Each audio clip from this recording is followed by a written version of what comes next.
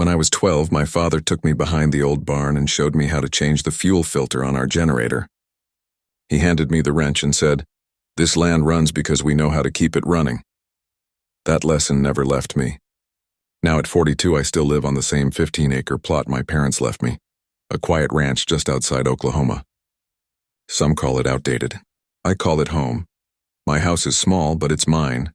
A wraparound porch, a solar panel array I built myself, a deep well, and a loyal dog named Scout who never leaves my side. Life was peaceful, until the developers came. They called themselves the Briar Hollow Association. To me, they were just another HOA trying to buy their way through life. They sent me letters, first polite, then desperate, offering money to sell my land. I burned the first one. I laughed at the second. But when the third letter arrived, I knew they weren't going to stop. One morning, I heard diesel engines roaring outside. Bulldozers, backhoes, and trucks lined the fence. They said it was for community drainage improvements. But I saw what they were doing, digging a trench that cut around my property, closing me in like a prisoner on my own land. I walked out, boots covered in red dirt, and told their leader, "You're trespassing." She just smiled. Her name was Diane Caldwell, the HOA president, calm, confident, and ruthless. I showed her the deed. She waved it off like it meant nothing. That's when I realized this wasn't about land.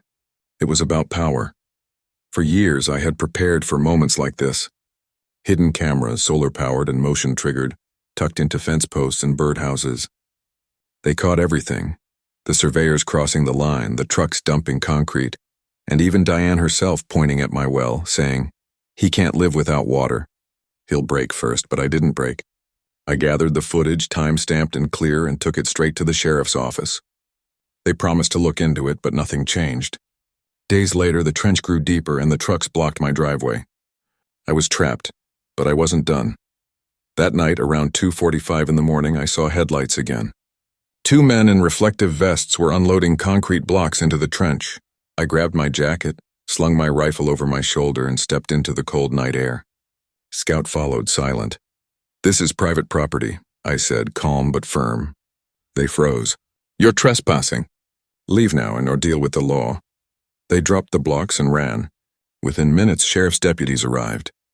I handed them my camera footage, my legal documents, everything. This time, they couldn't ignore it. The next morning, my lawyer filed an emergency injunction.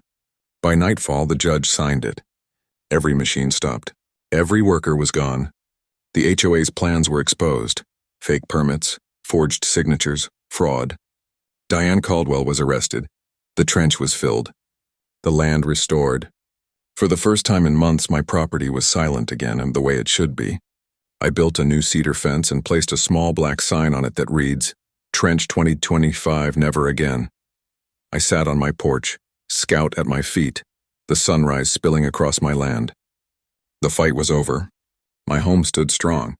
And in that golden light, I realized something. You don't need to own a castle to defend it. Sometimes all you need is courage.